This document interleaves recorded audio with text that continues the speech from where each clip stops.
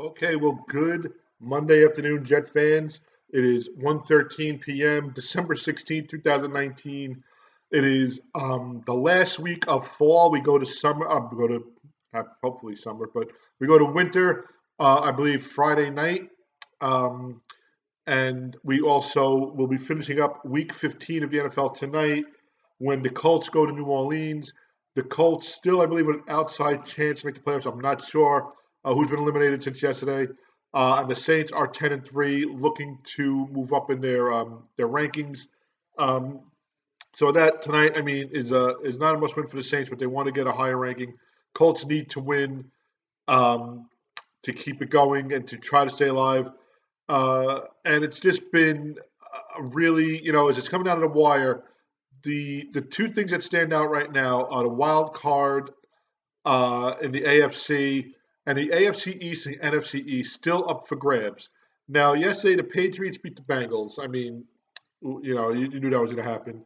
Um, 34-13, I believe, was the final score. Patriots go to 11-3. Bengals 1-13. Patriots for the 11th year in a row have made the playoffs. So it was 11 years ago. Um, the last time the Patriots did not make the playoffs. It was actually the year that Tom Brady hurt his leg on week one, and he was out for the whole season. That was the year that the Jets had Brett Favre. That was the year that the Jets had that big, I believe, 7-3 record. They had beaten the Tennessee Titans that were undefeated. They had beaten the Patriots in New England on a Thursday night. Um, and then they lost the division to Chad Pennington on the last game of the season in the old Giant Stadium, Meadowlands, whatever you want to call it. So that was the last time. So the Patriots make the playoffs. They have not won the division yet because last night in Pittsburgh, um, the Bills beat the Steelers 17-10. Um, the first time they've gotten to 10 wins since 1999. I remember that year also. That was the year Vinny Testaverde got hurt, and Doug Flutie was the quarterback for the Bills. They go to 10-4. Steelers fall to 8-6. Steelers still have a wild card aspiration right now. The Bills, right now, the Bills and the Steelers are the two wild card teams. Um, the Bills still can win the division. The first step is next week beating the Patriots. Um, if the Patriots beat them next week, then the tiebreaker goes to New England. They would win the division anyway. So next week is a huge game, and it's amazing. What's coming down to. You thought the Patriots were going to pull away with it. They kind of fell back to reality. The Bills, I've been saying all year, have not really proved anything. Last night they went to Pittsburgh, where it's always a tough place to play. They played at night. It was cold, but they come from Buffalo as well, and they held off a team. Yes, it was Mason Rudolph was the quarterback they're playing against, but they did what they had to do and they won. I'm giving them a lot of props for this. They're not backing into a wild card position. They're strong holding it, and they're moving forward. They're in the playoffs. The Patriots are in the playoffs. So two AFC East teams that are in the playoffs. Um, One of the teams that's not in the playoffs in the AFC East is the Dolphins, and they played for the straight week and second straight game at MetLife Stadium. And this game was more about Eli Manning than anything. Eli last week started against the Eagles Monday night and couldn't pull out the win. He had two touchdown passes in the first half. Yesterday, Manning threw another two touchdown passes. He also threw three picks. Saquon Barkley hit 100 yards for the first time, I believe, in over a year. He had two touchdowns on the ground. The Giants go to 3-11. The Dolphins fall to 3-11, 36-20. And I'm a Jet fan. I got to say, when the Giants played the Patriots in both Super Bowls, I really didn't know who to root for. It was like God, you know.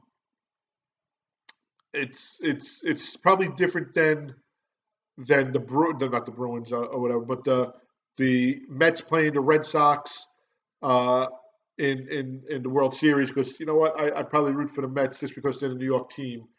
But when you have Giants, and it's just you're always the little brother of the Giants, they say. But Eli Manning, except for the way he got on the Giants, I've always thought to be a class act on and off the field. Um, I know during Hurricane Sandy, he was on Staten Island. I lived on Staten Island at the time, and he was helping people without power and whatnot, handing out food. And he's always been a part of the community and a part of the tri-state area. And it was just fitting that yesterday, there was a timeout. I think it was a 2-minute warning, and his coach for once did the right thing with a decision, and he called Manning off the field, where he got a great ovation from the crowd that was still there. And if you're a Giant fan, you you win it by 16. You have to stay to say goodbye to Eli and say thank you.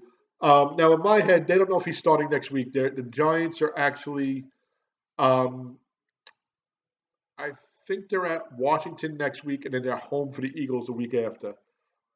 I would let him play the next 2 games, but it's not about sentiment. It's not about loyalty. It's about Shermer trying to win. It's about Daniel Jones trying to get more reps.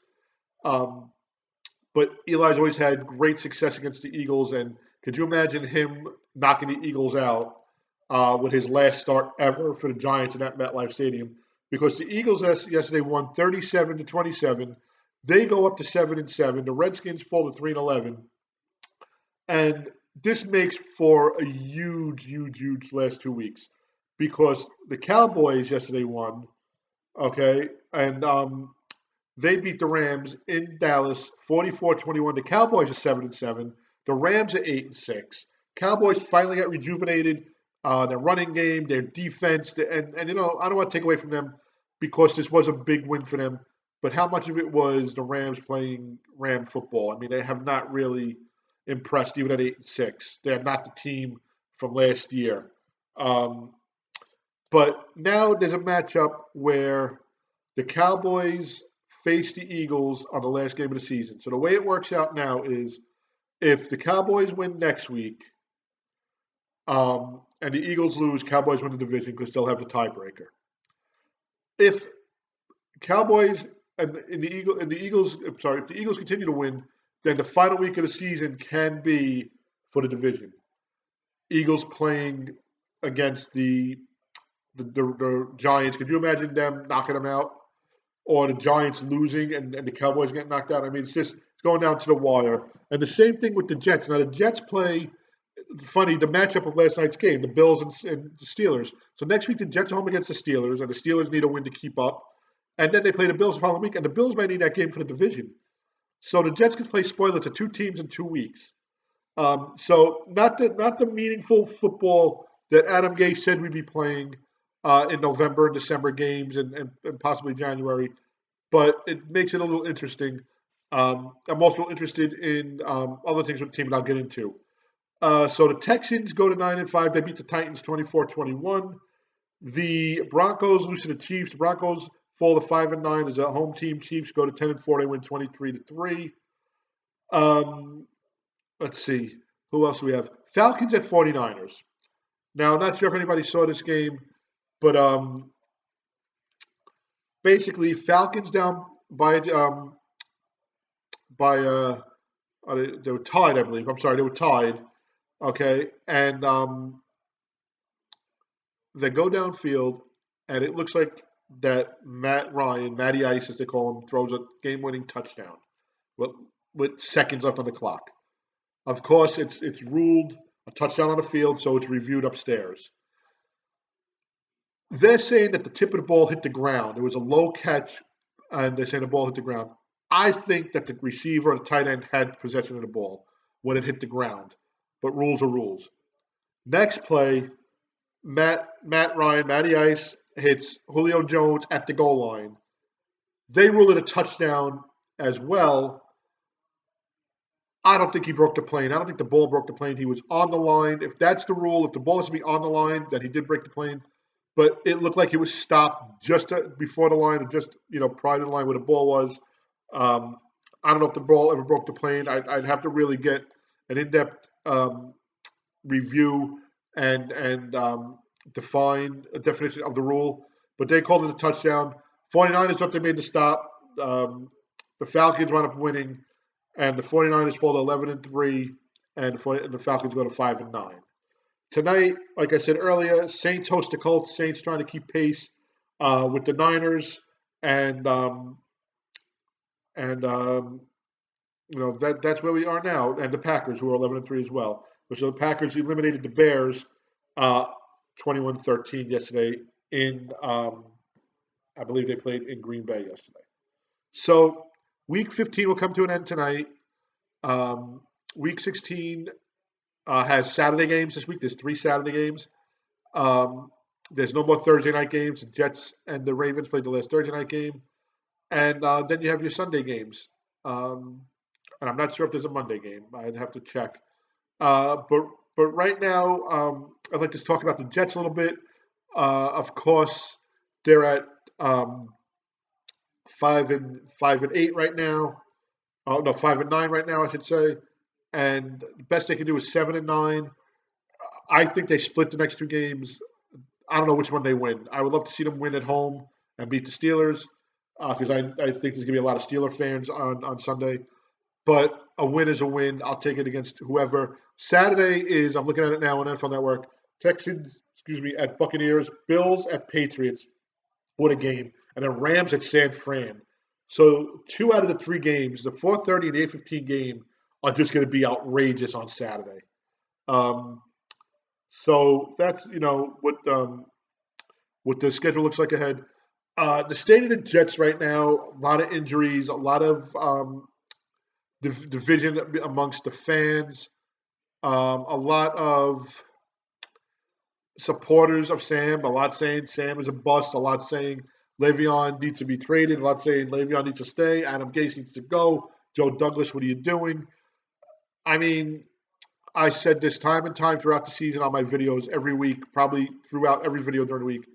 Back in minicamp, back in training camp, I did not see us going into week 16 at 5-9. I really didn't. Um, if anything, 7-7, the very worst 6-8, and at the very best, I would say 9-5, with a chance to get to 10 or 11 wins and possibly win the division or a um, a wild card or something. I thought we'd be where the Bills are right now, and if things are falling the way they look like right now, can the Bills be taking over the AFC East as the Patriots start to lower down, start to fall? Until the Patriots are without Tom Brady and Belichick, or both, or one or the other, I'll never count them out. But right now, you can see there's a slight change. It's not a full change yet, but the Bills really proved something to me. I mean, 11 years ago, when the Miami Dolphins won the division with Chad Pennington, you thought, hey, that's it. But it was without Brady. Brady played a full year, but he is having, you can see, some difficulty with this offense. Um, so where does that leave the Jets? Well, right now, where they are with this year is we're at a place where you still don't know where your quarterback is. I see good things with the quarterback. I see some stupid mistakes that he continues to make. I see some plays where I couldn't imagine him making, and he makes. So it hasn't been progressive. It hasn't been a regressive state with the quarterback. It's kind of been status quo. People forget last year his first pass ever, first play from scrimmage ever, was a pick six against the Lions, and then he lit it up. And that's really the way the last few years have been for him. The last 4 games last year, the season, he really improved. He had that great game against Buffalo. They show him rolling out and breaking tackles and finding Robbie Anderson in the end zone. This year, he has an okay game against the Bills, and they lose a 16-point lead. We find out he has mono. He has a very good game against the Cowboys, and then he sees ghosts. And then he has, that stretch of 3 games where he has 7 turnovers and 6 interceptions. And then, he does well against the Giants, and he does well against the Redskins, and then he lights up the Raiders. So it's, I don't know where to stand with him right now. What I do know is he has the potential. Um, he needs to be upright more. And I think offensive linemen and a running game would really, really benefit this kid. The tight end position came into play this year, where in the past the Jets very few times utilized a tight end. Um, Dustin Keller was utilized with Sanchez. Um, you had Anthony Beck when you had Testaverde and Chad Pennington, and then you had Kyle Brady and and Keith Byers, who was a fullback when you had Testaverde as well. So I think a tight end really helps a quarterback. It helps not only in the passing game, in the blocking game, and in the running game. Um, I think we have them with Brown, who stepped up, and I can't think of the other guy who's hurt, and Chris Herndon who's hurt. Um, we need anchors on the line. I don't think you get rid of Le'Veon Bell. I think you give him another year. Another year, hopefully, God willing, a full year with this quarterback. Hopefully, God willing, offensive lineman, and maybe a new head coach and an offensive coordinator. Because right now, I don't like a lot of the play calls that Adam Gase is making. He's set in his ways, and you can be set in your ways as a Bill Belichick, as a Bill Parcells, as a Sean Payton, but they have a track record that backs them up. Um, I know Adam Gase is set in his ways. He's proven that time and time again, not only here but in Miami. But there's also coaches that have to make adjustments, and nobody's better than adjustments than Bill Belichick. And you got to take a page out of his book and try to be more flexible, um, be more aggressive when you need to be more aggressive, be more laid back when you need to be more laid back. Know when you have to, make these moves. I don't know if Adam Gase is that coach. So, um, will if Adam Gase is not the coach, does that make Sam Donald suffer, or does he overcome the coach? Does he win? Does he succeed in spite of the coach? I don't know. Um, I'm all for stability. If we do change coaches, it'll be the third coach that Sam Donald has had in 3 years. But you can't stay with stability if you're losing. You can't stay and have this not change culture. Let's not disrupt the culture if you're not winning. In the end, the end of the game, the end of the season is success. Everything from the moment you draw up a play to the way the blocks are performed, to the way the gaps are filled, to the way the seams are made, the way the routes are run, is all for success. Success, position by position, play by play, possession by possession, quarter by quarter, half by half, game by game. Um, and right now, I don't know if we have the coaching staff that could provide that type of leadership. I hope we do. Um, I won't go into everybody else who I think is going to say who's going to go, uh, but the defense has been decimated. Mosley is out basically since week one. He came in that Monday night game, but with the ghost in the 33, but he did nothing. Jamal has been hurt. I don't know if he's playing Sunday. Tomorrow they resume practice, I believe. Um, and Powell's out, and I'll go back to minicamp and training camp and early games. We still don't have a stable kicker. I mean, that's what's good. We don't have a stable kicker. Um, uh, Latch Edwards has been pretty solid at punting. He's had some flops on punts, but he's been pretty solid. But as far as kicking, we had Fickens in, and he hits a game winner from 40 plus, and then he misses an extra point. And then he has one blocked.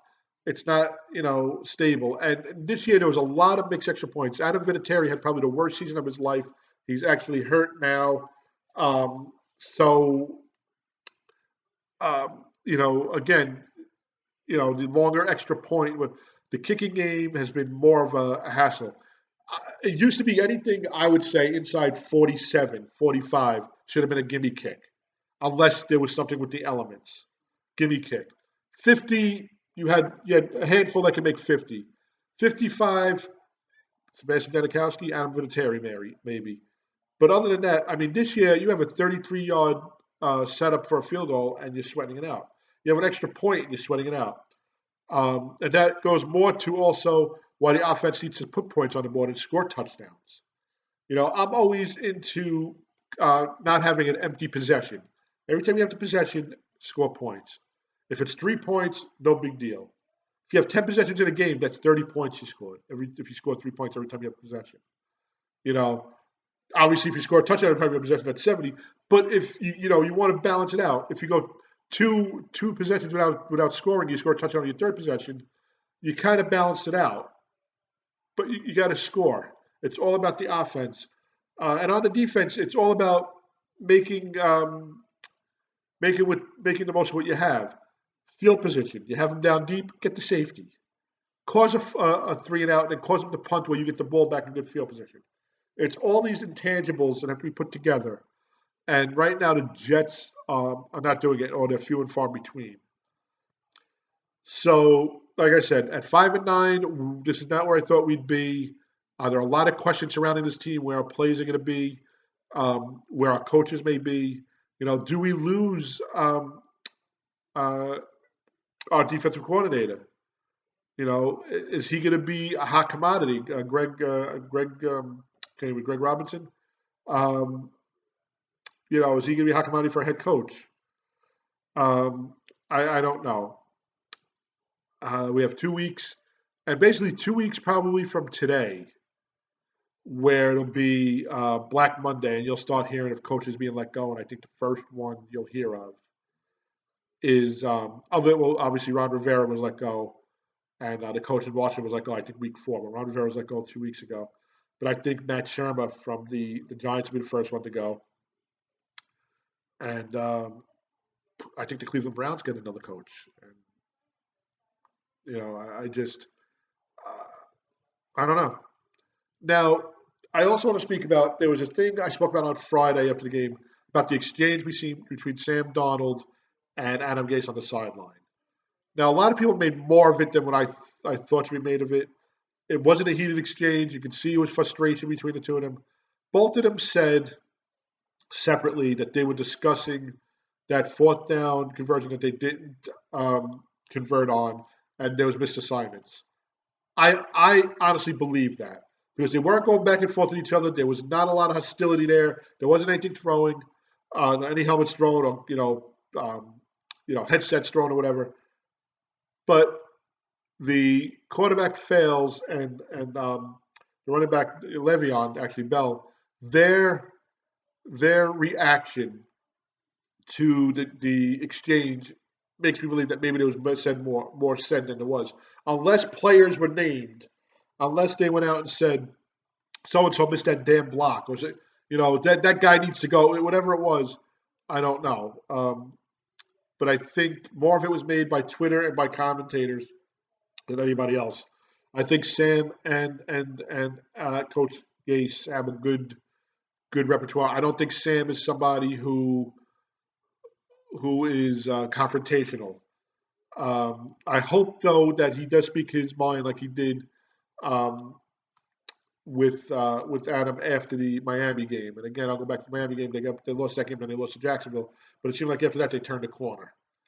Um, and this is, like I said, what we talk about every week here. Um, it's part of the website, www.nyjetstories.com. That's www.nyjetstories.com. On Facebook, we have a Facebook page. Join it.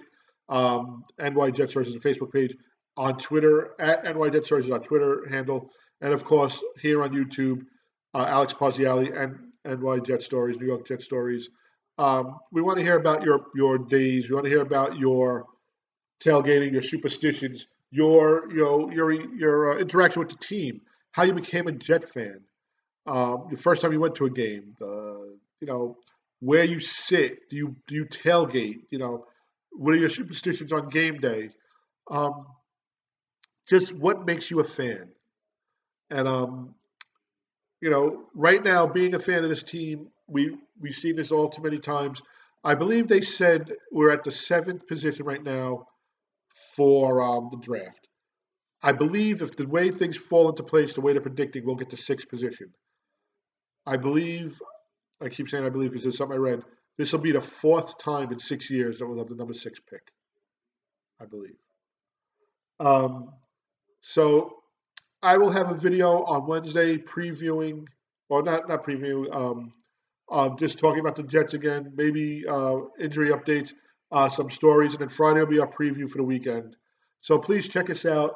You got one more full week of shopping for Christmas or Hanukkah. I believe Hanukkah starts Saturday or Friday night.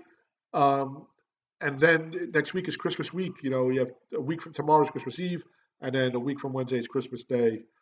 And it's just been so quick. I can remember, the fall, the spring weather at minicamp, and then the hot day at training camp, and now here we are, and we're talking about week 16 in the NFL. So I hope to hear from everybody. I hope to get some comments and some feedback on the videos and some input. But have a great week. Stay safe if you're in some inclement weather. I know there's supposed to be rain, snow, sleet, hail, and whatnot coming towards the East Coast today and tomorrow. So stay safe, and I'll talk to everybody later on this week. Thank you.